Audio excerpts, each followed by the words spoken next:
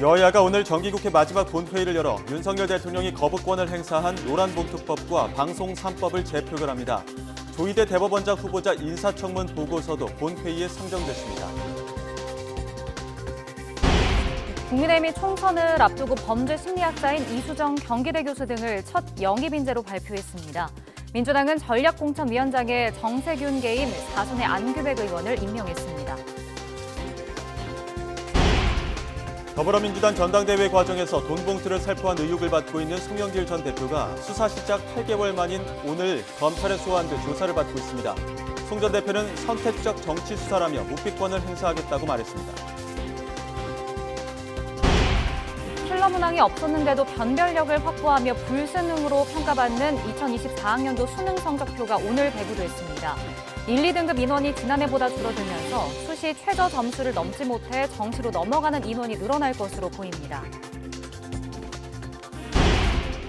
정부가 층간소음 차단 기준에 미달하는 새 아파트는 아예 준공 승인을 내주지 않는 방안을 추진하기로 했습니다. 부실하게 소음을 차단하면 바닥 시공업체의 보완과 손해배상 의무도 지울 방침입니다. 국산 장갑차인 레드백의 호주 수출이 최종 확정됐습니다. 호주로 수출하는 두 번째 지상 장비인데 금액으로만 3조 원이 넘습니다.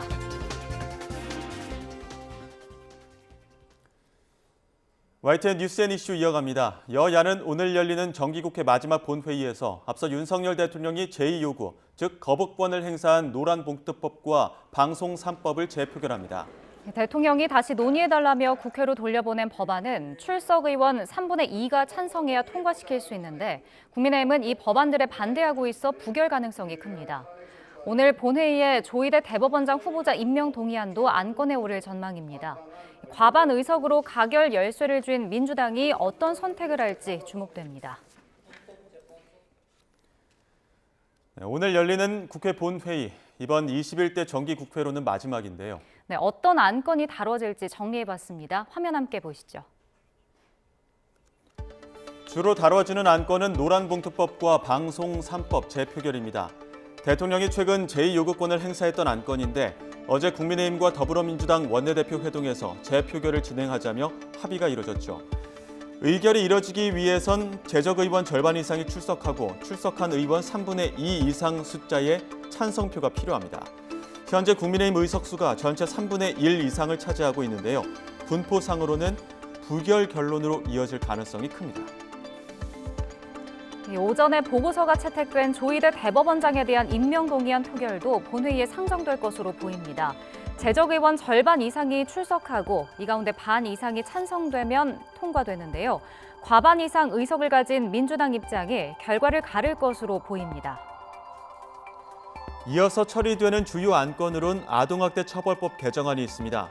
교원의 정당한 교육 활동과 생활 지도를 아동학대로 신고할 경우 수사 전 교육기관의 의견을 청취하도록 하는 내용이 주요 골자죠. 지난 7월 이른바 서희초 교사 사건 이후 추진된 법안입니다. 이외에 재건축 초과이익에 대한 부담금 면제 기준을 완화하는 법안과 낡은 신도시에서 재건축 규제를 완화하는 등 내용이 담긴 1기 신도시 특별법에 대한 통과 여부가 가려질 예정입니다. 내년도 예산안은 여야 간 협상이 지지부진해 오늘 본회의에선 오르지 못하게 됐습니다. 오늘 11일에 소집될 임시국회에서 20일, 28일에 각각 본회의를 여는 방안을 합의했는데요. 여야 원내지도부는 이 시기 안에 예산안을 처리할 것을 목표로 하고 있습니다. 야당이 추진해온 이른바 쌍특검 법안의 경우 민주당이 오는 20일 혹은 자동 상정되는 28일쯤 처리한다는 방침을 밝힌 만큼 오늘은 안건으로 다뤄지지 않을 예정입니다. 오늘 오후 2시에 본회의가 열린 이후에 관련된 소식 자세히 전해드리겠습니다.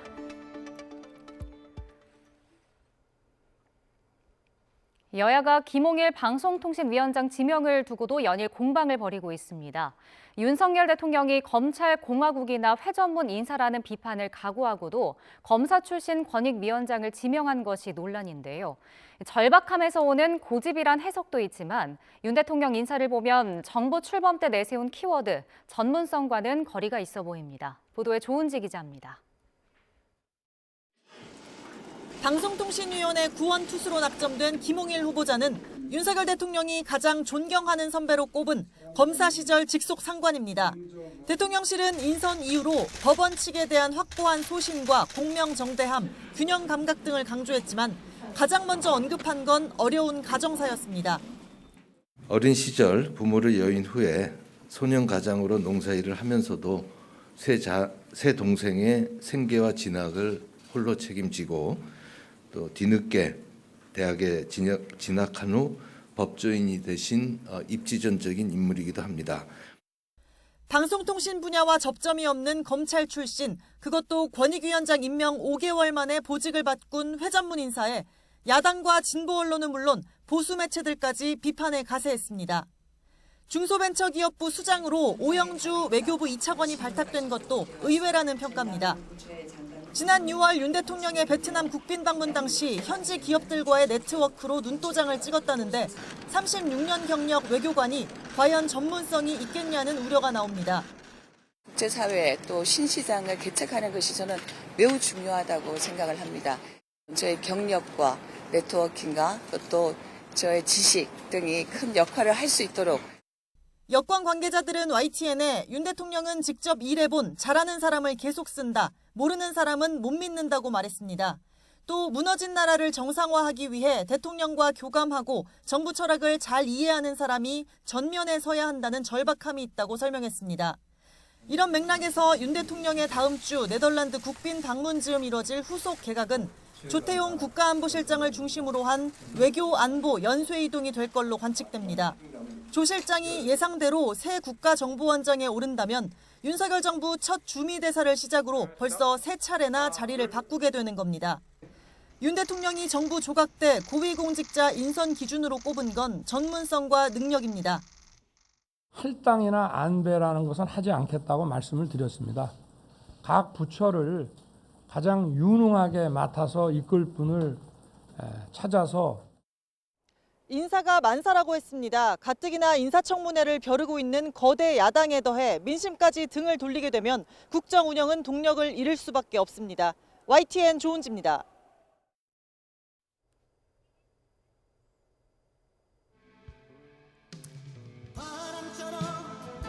네, 지금 듣고 있는 이 노래, 국민의힘 안철수 의원이 이준석 전 대표에게 추천한 노래입니다.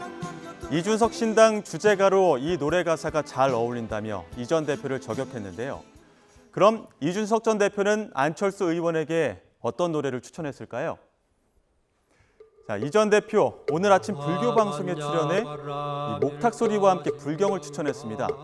동요를 추천할까 했지만 관뒀다며 안철수 의원은 지금 심리적 안정이 필요하다고 꼬집은 건데요. 오늘 아침 인터뷰 내용 들어보시죠.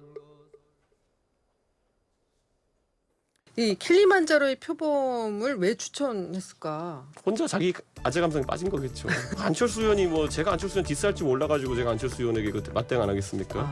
뭐 안철수 의원한테 뭐 어울리는 노래 한 곡 혹시 추천을 해주신다면? 뭐 동요 같은 거 좀 추천해 주려 그러다가 제가 그냥 포기했습니다. 보면은 뭐 어떤 분은 저한테 뭐 이제 뭐 문자 보내가지고 그 싸이의 새 같은 것도 좀 얘기해보고 해라 하는데요. 근데 뭐 그렇게까지 상대할 가치가 좀 없습니다. 저는 특별한 생각은 없고요. 네. 오히려 안철수 의원한테 좀 마음의 안정을 주려면은 교향곡을 틀든지 해야 될 것 같아요. 아니면 여기 불교 방송이니까 뭐 이 옥탁 치는 거 같은 거 예. 안철수 의원이 듣고 계실 것 같아가지고 네네네. 심리적 안정이 필요해 보입니다. 네, 민주당은 공천과 전당대회 룰을 바꾼 게 이재명 대표의 장악력을 강화하려는 방향이라는 지적이 나오면서 계파 갈등이 더욱 심화되는 모습입니다. 비명계에서는 이재명 대표 바로 앞에서 불체포 특권은 왜 포기하지 않느냐는 비판도 제기했는데요. 내가 왕수박이다라고 했던 비명계 윤영찬 의원은 축구 경기하다 심판이 갑자기 룰을 바꾸는 것이라고 말했습니다. 네, 이 문제는 사실은 저희 원칙과 상식 의원들은 언급을 하고 싶어하지 않습니다. 왜냐하면 저희들이 이 문제를 언급하면 너희들 공천 때문에 그런 거 아니냐 이렇게 비난을 하니까 말을 안 하려고 했는데 도저히 한마디 안 할 수가 없어서 제가 스스로 사인을 했습니다. 저는 뭐 왕수박인데 이런 얘기 하고 싶지 않다. 그런데 지금 이게 벌써 경기가 다 시작된 다음에 룰을 바꾸는 게 말이 되냐. 이미 지역위원장에 대한 여론조사 평가가 지금 다 진행이 됐고 그런데 갑자기 감산 비율을 바꾸는 건 축구 경기하다가 심판이 갑자기 룰을 바꾸는 거하고 똑같은 거 아니냐. 도대체 왜 이런 일을 하느냐 라고 물었던 거죠. 친명계는 어떤 입장일까요? 일단 권리당원 표의 가치가 늘어난 건 당원의 수가 그만큼 늘었고 등가성을 고려하면 대의원과의 표 가치를 1대20으로 했다는 점에서 많이 양보한 거란 입장입니다. 공천과 관련해서는 경기의 룰을 바꾼 게 아니라 시험 못 본 학생들에게 복도 청소를 시킬지 교실 청소를 시킬지 결정한 거라고 말했는데요. 들어보시죠. 저희가 2016년에 당원이 20만 명이었는데 지금 작년 전당대 기준으로 22년 전당대 기준으로 120만 명입니다. 6년 동안 6배가 늘었기 때문에 표의 등가성이 지금 너무 안 맞고 있거든요. 아주 많이 양보했다. 저희가 1대1로 명시하지도 않았지 않습니까? 1대20으로 그동안 했으니까 1대20만 지키자라고 명시한 거고요. 두 번째, 총선 룰을 변경한 것이 아니라 평가 룰을 바꾼 거거든요. 그러니까 시험 문제를 바꾼 게 아니라 시험을 못 본 학생들이 복도 청소를 할지 교실 청소를 할지를 결정한 거죠. 그렇기 때문에 전혀 뭐 큰 영향이 없다라고 말씀드립니다. 국민의힘이 내년 총선을 앞두고 외부 영입 인재 5명을 처음으로 발표했습니다. 육아 필독서로 꼽히는 삐뽀삐뽀 119 소아과 저자 하정은 소아청소년과 의사와 탈북 청년인 박충권 현대제철 책임연구원, 2002년생 대학생 윤도현 씨 등 5명을 국민 인재로 선정했습니다. 첫 영입 인재 명단에는 방송 등에서 민주당 이재명 대표의 대장동 비리 의혹을 부각해온 구자룡 변호사와 최근 경기도 수원 출마 의사를 밝힌 이수정 경기대 범죄심리학과 교수도 포함됐습니다. 더불어민주당은 내년 총선에서 전략공천 지역과 후보 등을 논의할 전략공천관리위원장으로 4선의 안규백 의원을 임명했습니다. 안 의원은 당 내에서 정세균계로 분류되는 만큼 이번 인사는 총선을 앞두고 당의 분열을 막기 위한 계파 안배와 통합을 고려한 인사라는 평가도 나옵니다. 앞서 이낙연 전 대표는 정세균, 김부겸 전 국무총리와 각각 회동해 이재명 대표 체제에 대한 우려를 공유했다고 밝혀 정치권에선 이들이 비명계 구심점 역할을 할 수 있다는 관측이 제기됐습니다. 더불어민주당 전당대회 돈봉투 의혹의 핵심 인물 송영길 전 대표가 수사 8개월여 만인 오늘 검찰에 소환됐습니다. 송 전 대표는 묵비권을 행사하겠다고 밝혔는데요. 검찰은 모든 질문을 일단 소화하겠다는 입장입니다. 송 전 대표는 출석에 앞서 검찰이 대통령 일가 비리를 방어하는 경호부대 노릇을 하고 있다면서 자신의 수사가 정치 수사라고 항변했는데요. 직접 들어보시죠. 검찰은 정치적 기획 수사를 해오고 있습니다. 증거 조작, 별건 수사, 온갖 협박 회의로 불법을 일삼는 일부 정치화된 특수부 검사와 맞서 싸우겠습니다. 일부 특수부 검찰이 고려 무신 정권 산호비처럼 대통령 일가의 비리를 방어하는 경호부대 노릇을 자처하고 있는 것입니다. 저와 주변인들을 수사하고 있는 서울중앙지검 반부패 수사 2부는 김건희 여사 주가 조작과 코바나 콘텐츠 전시계 협찬 의혹 등 사건을 담당하고 있는 동일한 부서입니다. 저희 주변 사람들에 대한 수사 10%만 하더라도 김건희 여사의 혐의는 밝혀질 것입니다. 검찰 독재 탄압에 물러서지 않을 것이고 피하지 않을 것이며 그래야 끝내 이기는 날까지 흔들림 없이 나아가겠습니다. 국산 장갑차인 레드백의 호주 수출이 최종 확정됐습니다. 3조 원대의 막대한 규모인데 국방부 취재기자 연결해 자세히 알아보겠습니다. 김문경 기자. 네, 국방부입니다. K방산이 다시 한번 주목을 받았는데 자세한 내용 전해주시죠. 네, 한화 에어로스페이스에서 만든 레드백 장갑차가 호주 땅을 밟게 됐습니다. 수출되는 장갑차는 129대로 규모는 3조 1,500억 원에 달합니다. 앞서 레드백 장갑차는 지난 5년간 미국과 영국 등 쟁쟁한 기업을 물리치고 독일의 릭스 장갑차와 최종 경쟁을 벌이다 지난 7월 우선 협상 대상자로 선정됐고 이번에 최종 계약까지 성사됐습니다. 호주 육군은 그동안 역대 최대 규모의 획득 사업인 랜드 400 사업을 진행해 왔는데요. 국산 무기가 이를 차지한 겁니다. 무기 수출의 특성상 정부도 그동안 힘을 실었습니다. 방위사업청은 세계 방산 시장에서 우리 무기 체계의 저력을 보여주는 사례라며 국가안보실과 국방부, 외교부와 방사청, 육군 등 범정부 차원의 다각적 지원이 이뤄낸 결실이라고 강조했습니다. 앞서 지난 2021년 호주는 1조 원대 규모의 한화 K9 자주포 30문과 K10 탄약 운반 장갑차 15대의 구매 계약도 체결했습니다. 레드백 장갑차는 K9 자주포와 함께 한화가 호주 질롱시에 건설 중인 공장에서 내년부터 생산될 것으로 알려졌습니다. 레드백 장갑차는 우리 군이 운용 중인 K21 장갑차의 핵심 기술을 기반으로 호주 현지 특성에 맞게 재설계됐습니다. 한 대당 승무원 3명, 전투원 8명이 탑승할 수 있고 K21 장갑차에는 없는 지뢰 방호 장비와 적의 대전차 미사일을 포착해 요격하는 능동 방어 기술 등을 탑재했습니다. 이번 수주로 레드백은 K9 자주포에 이어 국내 방산업체가 호주에 2번째로 수출하는 지상 장비가 됐습니다.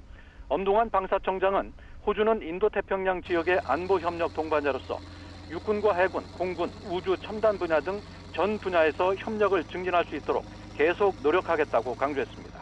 지금까지 국방부에서 YTN 김문경입니다.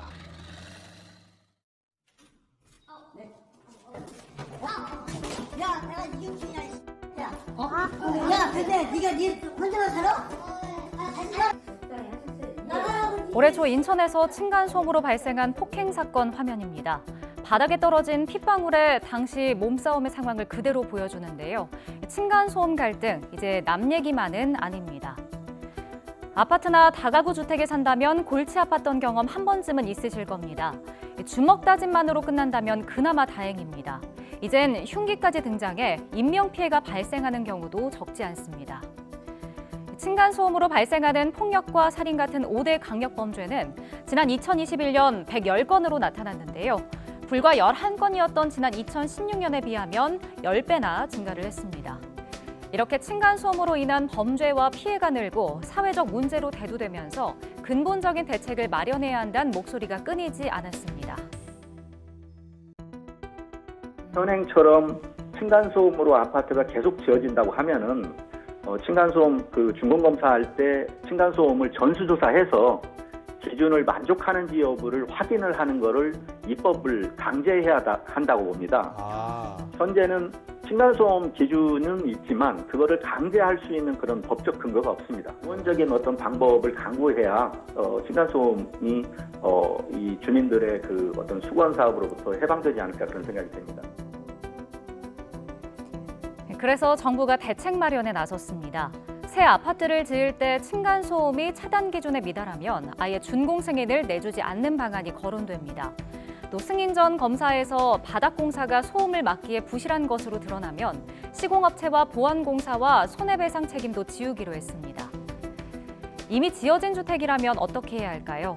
추가 방음공사 비용을 지원해주는 방안을 검토하고 있습니다. 대출 지원을 해주거나 양도소득세를 계산할 때 공사 비용을 제외하는 방안이 추진된다고 합니다. 당장 건설사들은 비상이 걸렸습니다. 일부 건설사들은 업무 협약을 맺고 소음 저감 기술 개발도 해오고 있지만 당장 현장에 적응하기는 어려운 상황입니다. 결국 층간 벽을 두껍게 하는 수밖에 없다는 얘기가 나오는데요.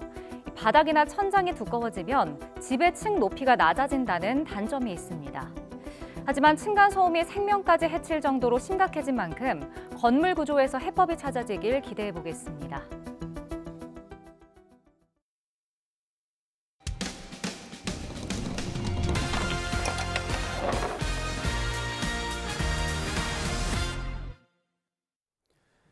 대학병원 응급실에서 치료받던 70대가 침대에서 낙상 사고를 당하고도 15분 넘게 방치돼 결국 숨졌다는 제보가 YTN에 들어왔습니다. 유가족들은 손해를 배상하라며 소송을 냈는데 병원 측은 책임을 인정할 수 없다며 맞소송에 들어갔습니다.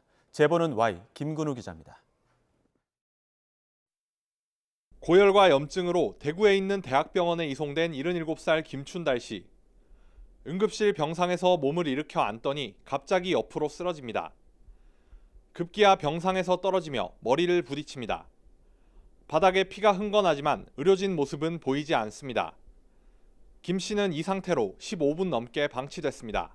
아버님이 떨어지면서 어디 부딪혔는데 급히 이제 나오시게 됐다 응급실로. 한번 보시라. 그러면서 아버님은 보니까 이마 쪽에 크게 많이 부어가 있더라고요. 김 씨는 외부 충격으로 머리에 피가 고이는 외상성 경막하 출혈 진단을 받았습니다. 긴급 수술을 받았지만 3개월 동안 사경을 헤매다 끝내 숨졌습니다. 유가족은 병원 측이 CCTV로 모두 지켜보고 있다며 병실을 지키겠다는 가족을 돌려보내놓고는 환자를 방치했다고 분통을 터뜨립니다. 보는 사람이 한 명도 없었더라고요. 그래서 아무도 안 봤습니까? 그러니까 아무도 안 봤는 거 맞네요. 그러면서 그래 얘기하시더라고요. 유가족은 병원을 상대로 손해배상 청구 소송을 제기했습니다. 재판 과정에서 병원 측은 숨진 김 씨의 의식이 또렷했고 낙상 주의 교육도 한 만큼 책임이 없다고 맞섰습니다. 그러면서 긴급 수술비 등 1,300만 원을 내라고 맞소송을 걸었습니다. 해당 대학병원 측은 소송이 진행 중인 사건으로 법 절차에 협조하고 있다고 밝혔습니다. 안타깝게 목숨을 잃었지만 누구도 책임지지 않는 상황에 유가족의 답답함만 커지고 있습니다. YTN 김근우입니다. 어제 저녁 8시 10분쯤 대구 본동에 있는 아파트 공사 현장에서 타워 크레인 엘리베이터가 17층 높이에서 추락했습니다. 이 사고로 엘리베이터에 탔던 60대 근로자가 밖으로 튕겨나가 숨졌습니다. 경찰은 타워 크레인을 높이는 작업을 하다가 엘리베이터가 추락한 것으로 보고 정확한 사고 원인을 조사하고 있습니다. 노동당국도 감독관을 현장에 보내 중대재해처벌법 적용 여부 등을 살펴보고 있습니다. 통신요금을 줄여준다더니 고객 몰래 휴대전화를 개통한 통신사 대리점주가 경찰 수사를 받고 있습니다. 대리점 직원에게 내주는 신분증이 범행에 악용될 수 있기 때문에 청구서를 꼼꼼히 살펴보는 것도 중요합니다. 윤웅성 기자가 보도합니다. 평소 휴대전화 요금이 많이 나와 고민이었던 68살 윤모 씨. 해결책을 찾기 위해 가까운 통신사 대리점을 찾아갔습니다. 매달 나갈 돈을 줄여주겠다는 대리점주 정모 씨 말에 아무 의심 없이 신분증을 건넸습니다. 친절하게 처음에 대접을 잘 해주더라고요. 최소화 시켜달라. 불필요한 건 무조건 다 빼달라. 그런데 한 달 뒤 요금이 줄어들기는커녕 오히려 10,000원가량 더 나왔습니다. 이상함을 느끼고 고객센터에 문의하면서 깜짝 놀랄 사실을 알게 됐습니다. 요금제를 낮춰준다던 대리점주 정 씨가 동의도 없이 계약서에 허위로 서명하고 휴대전화를 신규 개통한 겁니다. 결국 대리점주 정 씨는 사기 혐의로 고소돼 경찰 수사를 받고 있습니다. 너무너무 이제 화가 나서 못 견디겠더라고요. 그 배신감이. 그랬더니 어머니 이제 계속 요금 3개월이 있으면 싹 내려주려고 그랬다 이거예요. 관련 사실을 확인한 통신사는 정 씨 대리점의 신규 개통을 중지하고 조만간 징계를 내릴 예정입니다. 다만 영업 실적에 욕심을 낸 일부 대리점의 일탈이라고 일축했습니다. 문제는 비슷한 사례가 전국적으로 반복되고 있다는 점입니다. 지난 10월 울산에선 고객 동의 없이 휴대전화 9대를 개통한 40대 업자가 지난해 12월에는 서울 서대문구에서 65차례 휴대전화와 태블릿 PC 등을 몰래 가입한 뒤 단말기를 빼돌린 대리점 직원 2명이 실형을 선고받았습니다. 통신사 대리점이나 판매점 직원들이 업무를 볼 때 건네받는 고객 신분증으로 악용하기 쉽다는 게 업계 관계자들 얘기입니다. 고객님들한테 신분증을 요청을 하면 신분증을 당연히 믿고 그냥 바로 주세요. 근데 그거를 악의적인 용도로 사용한다고 하면 마음만 먹어도 핸드폰이나 다 개통이 가능하고요. 게다가 피해를 보더라도 한 달 뒤에야 요금이 청구되기 때문에 평소 청구서를 꼼꼼히 들여다봐야 그나마 피해를 줄일 수 있다고 전문가들은 조언합니다. YTN 윤웅성입니다. 대전에서 1살 된 아들을 수차례 때려 숨지게 한 친모가 재판에 넘겨졌다는 소식 지난달 YTN이 단독으로 전해드렸는데요. 함께 살던 다른 2명도 무차별 폭행과 학대에 가담한 사실이 추가로 확인됐습니다. 보도에 이상곤 기자입니다. 1살배기 아들을 수차례 때려 숨지게 한 혐의로 20대 친모가 지난달 구속 상태로 재판에 넘겨졌습니다. 그런데 수사 결과 폭행에 가담한 공범이 더 있는 것으로 확인됐습니다. 친모와 피해 아이가 지난 8월부터 함께 생활해오던 지인 2명이었습니다. 검찰은 공범 중 1명이 아이의 고집과 기를 꺾어야 한다며 친모와 공모해서 아이를 수시로 때렸다고 밝혔습니다. 또 다른 공범은 옆에서 폭행을 부추긴 거로 파악됐습니다. 공범들은 혐의 대부분을 부인하는 것으로 전해졌습니다. 재판 시작과 함께 친모의 무차별한 범행 사실도 확인됐습니다. 검찰은 아이가 떼를 쓰거나 새벽에 잠을 자지 않으면 친모가 나무 구두 주걱으로 허벅지 등을 수차례 때렸다고 말했습니다. 또 낮잠을 잔다는 이유로 혹은 밥을 먹지 않는다는 이유로 폭행을 이어갔다고 전했습니다. 특히 아이가 숨진 당일은 공범이 아이의 허벅지와 팔 부위를 둔기로 수십 차례 때렸는데도 적절한 구호 조치를 하지 않은 거로 조사됐습니다. 친모는 자신에게 제기된 공소 사실을 모두 인정했습니다. 검찰이 공범 2명에 대한 재판을 합쳐 동시에 진행해달라고 요청함에 따라 재판부는 두 사건을 병합할지 검토하기로 했습니다. 공범 2명 가운데 1명이 구속 상태로 재판에 넘겨진 가운데 검찰은 나머지 피고인에 대해서도 구속영장을 발부해달라고 재판부에 촉구했습니다. YTN 이상군입니다. 2024학년도 대학 수학능력시험 성적표가 오늘 수험생들에게 배부됐습니다. 올해 수능은 1, 2등급 인원이 지난해보다 줄면서 수시 지원대학의 수능 최저학력 기준을 맞추지 못해 정시로 넘어가는 인원도 늘어날 전망입니다. 올해 수시 모집 합격자는 오는 15일까지 대학별로 발표되며 정시 모집 원서 접수는 내년 1월 3일부터 6일 사이에 진행됩니다. 전현희 전 국민권익위원장에 대한 감사원 표적감사 의혹의 핵심 인물 유병호 사무총장이 내일 고위공직자 범죄수사처에 출석합니다. 유 사무총장은 임기가 보장된 전 위원장의 사퇴를 압박하기 위해 권익위 내부 제보를 바탕으로 표적감사를 하고 주심 감사위원 최종 결재 없이 감사 보고서를 위법하게 시행 공개한 혐의를 받습니다. 몬테네그로에 수감돼 있는 가상화폐 테라 루나 폭락 사태 핵심 인물 권도영 테라폼랩스 대표가 미국으로 송환될 것이라고 월스트리트저널이 보도했습니다. 저널은 몬테네그로 법무장관이 지난달 현지 주재 미국 대사와 비공개 논의에서 권 씨를 미국으로 보낼 계획을 밝혔다고 전했습니다. 수원 전세 사기 의혹을 받는 임대인 정모 씨 일가가 검찰에 넘겨졌습니다.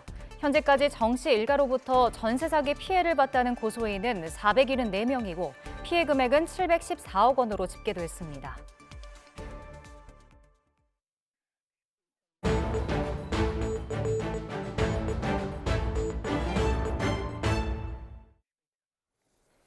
미용과 건강 분야 1위 유통업체 CJ 올리브영이 납품 기업에 대한 갑질로 공정거래위원회로부터 과징금 19억 원을 부과받았습니다. 올리브영 입장에서는 한숨 돌리게 된 거라는데 어찌 된 일인지 취재 기자 연결해 알아보겠습니다. 이승은 기자. 네, 경제부입니다. 네, CJ 올리브영에 대한 과징금이 일부 예상은 6천억 원이었었는데 6천억 원이 아니고 19억 원으로 결론이 났습니다. 어떤 기준 때문이죠?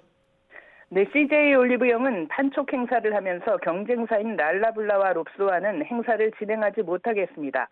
또 할인 판매를 위해 인하된 가격으로 납품을 받았지만 안 팔린 상품에 대해 행사가 끝난 뒤에도 정상 가격으로 되돌리지 않아 차액 8억여 원을 부당하게 챙겼습니다. 또 구매층이 누구인지 등 상품 판매 정보를 납품업체 의사와 상관없이 제공하면서 순 매입액의 1에서 3%를 정보 처리비 명목으로 받았습니다. 이에 대해 공정위는 시정명령과 함께 과징금 18억 9,600만 원을 부과하고 행사 독점 강요에 대해서는 법인 고발을 결정했습니다. 하지만 CJ 올리브영의 EB, 즉 독점 브랜드 정책이 공정거래법상 시장 지배적 지위 남용 행위에 해당한다는 심사관의 의견에 대해서는 심의 절차 종료를 결정했습니다.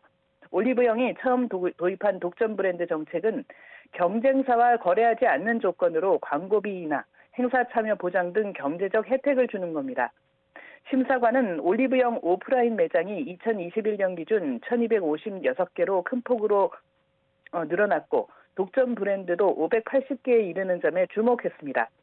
하지만 공정위는 온라인 판매 채널을 포함해서 보면 시장 지배적 사업자인지 여부가 불확실하다고 판단했습니다. 공정거래법상 시장 지배적 지위 남용 행위는 납품 금액이나 법 위반 금액이 아닌 매출액을 기준으로 산정하기 때문에 공정거래법이 적용됐다면 과징금 규모가 6천억 원에 이르렀을 것으로 보입니다. 네, 그러니까 올리브영의 독점 브랜드 정책이라는 게 중소기업 입장에선 개발 초기 성장의 발판이 될 수 있는데 결국에는 인지도가 높아진 상황에서 족쇄가 될 수 있다 이런 의미인데요. 그 공정위가 결정한 심의 절차 종료 이건 어떤 의미입니까? 네, 제재가 아니지만 그렇다고 무혐의 결정도 아닙니다. 일단 판단을 유보한 것이고 문제가 생기면 조사를 할 수도 있습니다. 공정위의 설명을 들어보시겠습니다.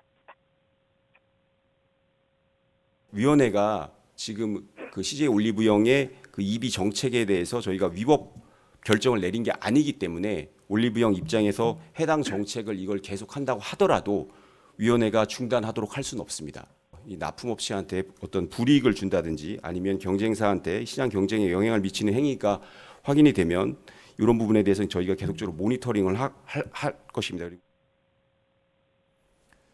네, 이번 결정으로 고질적인 유통업계 독점 거래 강요 행위가 더 만연해지지는 않을까 이런 우려도 나오는데 브리핑에서 무신사 사례도 거론됐다고요? 그렇습니다. 1위 패션 앱인 무신사의 경우에도 올리브영과 비슷한 독점 브랜드 정책을 쓰고 있어서 이번 결정 여파와 관련해서 우려가 나왔는데요. 공정위는 브리핑 과정에서 이 같은 점을 인지하고 있다고 답하며 경고를 보냈습니다. 들어보시겠습니다. 대규모 유통업법에서는 배타적 거래 강요 금지라고 해서 유통업체가 납품업체한테 배타적 거래를 하도록 강요하거나 다른 사업자와 거래하는 걸 방해하는 행위를 금지를 하고 있습니다. 그래서 실제로 저희 위원회에서 이 조항을 근거로 해서 유통업체들을 이제 그 시정 조치한 사례들도 있고요. 그래서 네, CJ 측 입장이 나왔죠. 올리브영 상장 추진설도 다시 돌던데. 네, CJ 올리브영은 미처 살피지 못했던 부분을 되돌아보는 계기가 됐다며 앞으로 모든 진행 과정을 협력사들과 투명하게 공유하겠다고 밝혔습니다. 올리브영은 지난해 매출 2조 8천억 원, 영업이익 2,700억 원으로 급성장했고 올해도 큰 폭의 성장이 예상됩니다. 공정위 조사의 위기를 넘기면서 상장도 다시 추진할 것으로 보입니다. CJ그룹 이재현 회장의 장남 이선호 씨는 올리브영 주식의 11.04%, 장녀인 이경후 씨는 4.21%를 보유하고 있어서 오너가 4세로의 경영권 승계 과정에서 재원 마련에 유용한 알짜 계열사입니다. 지금까지 YTN 이승훈입니다. 중국이 산업용 요소와 함께 화학비료의 원료인 인산암모늄도 수출 통제 중인 것으로 확인됐습니다. 한국은 인산암모늄에 대한 중국 의존도가 95%에 달하는 것으로 알려져 내년 농번기까지 수출 통제 조치가 계속되면 비료 수급에 영향을 미칠 수도 있습니다. 이에 정부가 당장 통관이 지연되는 인산암모늄은 없다고 밝혔습니다. 농림축산식품부는 현재 재고량을 고려하면 내년 5월까지는 공급이 가능하고 수입선을 다변화하거나 국내 생산 방안도 검토하고 있다고 강조했습니다. 전 세계를 통틀어 100여 마리밖에 남지 않은 멸종 위기종 뿔제비 갈매기가 번식을 위해 해마다 한국을 찾아오고 있습니다. 바다새의 습성과 달리 예전 짝을 버리고 새로운 수컷과 짝을 맺은 암컷도 카메라에 포착됐습니다. 김평정 기자입니다. 새끼를 보호하고 있는 새 주변에 다른 새 2마리가 서성거립니다. 더 지켜보니 슬금슬금 자리를 피하는 한 마리를 다른 한 마리가 쫓아다니고 있습니다. 이 새들은 세계적 멸종 위기종인 뿔제비 갈매기로 사람으로 치면 일종의 삼각관계입니다. 새끼를 품은 수컷과 짝을 맺고 있는 암컷을 향해 지난해까지 짝짓기 상대였던 수컷이 계속 구애 행동을 하는 것입니다. 한번 맺어진 짝을 바꾸지 않는 바다새의 습성을 고려하면 이례적인 현상입니다. 이혼하는 것 자체가 새들에게 좀 더 번식에 불리하기 때문에 그 번식상을 유지하려고 하는 그 습성이 있는데 배우자로 바꾸는 것 자체는 바다새에서 굉장히 이례적인 현상이고요. 뿔제비 갈매기가 번식하고 새끼를 키운 곳은 전남 영광에 있는 무인도 육산도입니다. 삼각관계 3마리를 포함해 모두 7마리가 지난 2020년부터 3년 동안 해마다 찾아온 것으로 확인됐습니다. 연구진은 발목에 반지 형태의 인식표를 달거나 부리의 무늬 등 각기 다른 얼굴의 특징을 파악해 어떤 개체가 찾아오는지 확인했습니다. 괭이 갈매기와 달리 머리에 검고 삐죽한 깃털이 난 것이 특징인 뿔제비 갈매기는 전 세계에 120여 마리만 남아 있습니다. 환경부는 중국에 이어 5번째로 뿔제비 갈매기의 번식지로 확인된 육산도에 사람들의 출입을 계속 막고 보전과 연구를 이어갈 계획입니다. YTN 김평정입니다. 베냐민 네타냐후 이스라엘 총리가 헤즈볼라가 전면전을 시작하면 레바논의 수도 베이루트를 가자 지구처럼 만들겠다고 강력히 경고했습니다. 이런 가운데 이스라엘은 지난 24시간 동안에만 칸 유니스 등 가자 지구 전역에서 250곳을 공격해 350여 명이 더 숨진 것으로 전해졌습니다. 보도에 이상순 기자입니다. 베냐민 네타냐후 이스라엘 총리가 레바논의 친이란 무장 세력 헤즈볼라에 최대치의 경고를 보냈습니다. 레바논에서 이스라엘 북부로 발사된 대전차 미사일에 민간인 한 명이 숨진 직후였습니다. אם חיזבאללה יבחר לפתוח במלחמה כוללת, אז הוא במו ידיו יהפוך את ביירות ואת דרום לבנון, לא רחוק מכאן, לעזה ולח'אן יונס. 이런 가운데 가자지구 남부 칸 유니스의 민간인 지역은 이스라엘의 공습으로 쑥대밭이 됐습니다. 민간인 사상자가 속출했습니다. اللي صار الناس قاعده في دورها امنين قاعدين بيخبزوا ولا قاعد بعبى ميه ولا قاعد فيش امان فيش اي منطقه امان كل الصواريخ بتنزل فوق رؤوس الناس حسبنا الله ونعم الوكيل على كل واحد شايف وساكن. 칸 유니스 중심부에선 이스라엘군이 시가전을 벌여 하마스의 땅굴 30개를 파괴한 것으로 전해졌습니다. 이스라엘군은 이와 별도로 지난 24시간 동안 가자지구 전역에서 250개 표적을 공격했다고 밝혔습니다.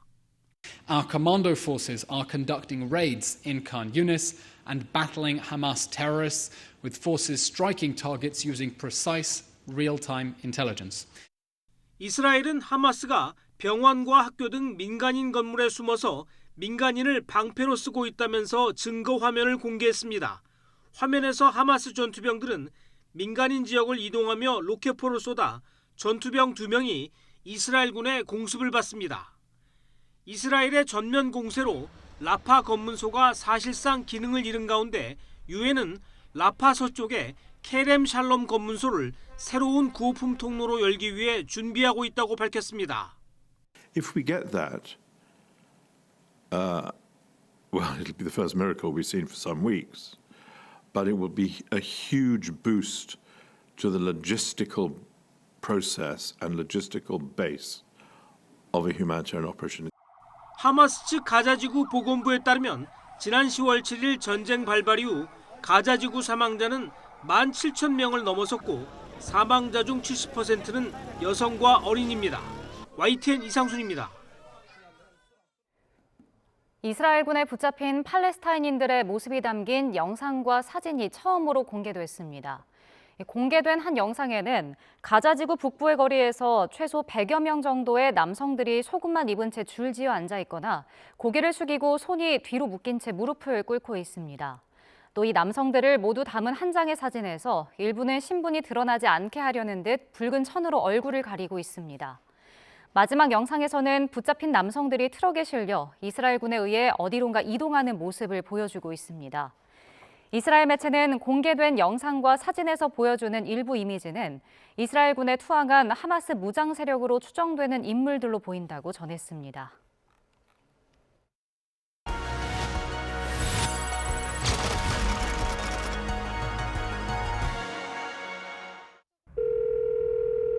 여보세요? 상호 데리고 있습니다. 여보세요? 신고하면 다시 내 못 볼 줄 아십시오. 시동 걸어두고 케이블카 탑승하십시오. 다 보고 있어요. 당신들의 일거수일투족. 상금 1억입니다. 마지막 기회입니다.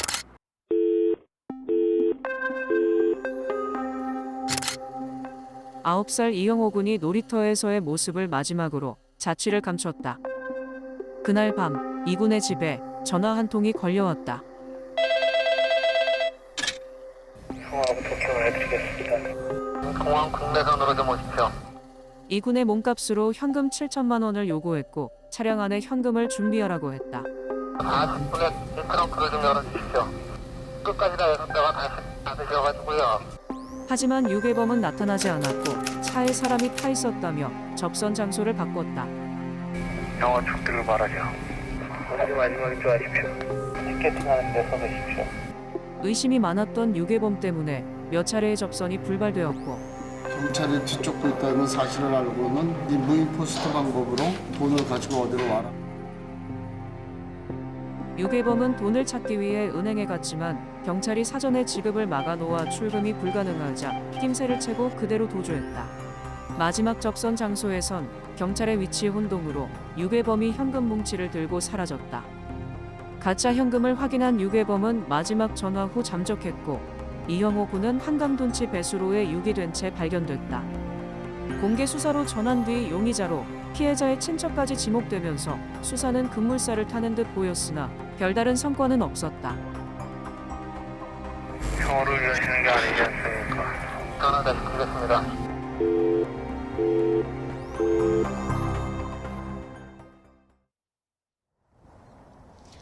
오늘은 겨울이 아니라 마치 초봄 같습니다. 가벼운 코트 한 장만 걸쳐도 될 정도로 날씨가 포근한데요. 따뜻한 남서풍이 불며 현재 서울 기온 16도 안팎까지 올랐고요. 특히 남부지방은 기온이 20도 안팎까지 크게 오른 지역도 있습니다. 이 정도면 4월 상순에 해당하는 기온입니다. 때 아닌 고온 현상은 주말인 내일도 계속될 전망입니다. 오늘 전국 하늘 맑게 드러나 있습니다. 다만 밤까지 강원 북부에는 비가 조금 내리겠습니다. 동해안 지역은 대기가 계속 건조합니다. 건조주의보가 이어지는 가운데 강원 산간과 경북 북동 산간에는 강풍주의보도 발령 중입니다. 산불 등 안전사고에 각별히 유의하시기 바랍니다. 오늘 낮 기온은 예년 기온을 10도가량 크게 웃돌겠습니다. 서울 16도, 전주 20도, 경주 21도까지 오르겠고 일교차도 크게 벌어지겠습니다. 주말과 휴일에도 하늘 표정은 무난하겠고 예년보다 온화한 날씨가 이어지겠습니다. 다만 다음 주 초반에는 전국에 비가 내리겠고 특히 동해안과 남해안, 제주도를 중심으로는 호우 가능성이 있겠습니다. 오늘은 다시 중국발 스모그가 유입되면서 서쪽 지방의 초미세먼지 농도가 높아지겠습니다. 이 지역은 주말인 내일도 공기가 탁할 것으로 보이니까요. 야외 활동 계획하신다면 참고하시기 바랍니다. 지금까지 YTN 원희다입니다. 이상으로 뉴스앤이슈 마치겠습니다. 잠시 후 더 뉴스가 방송됩니다. 시청해주신 여러분 고맙습니다.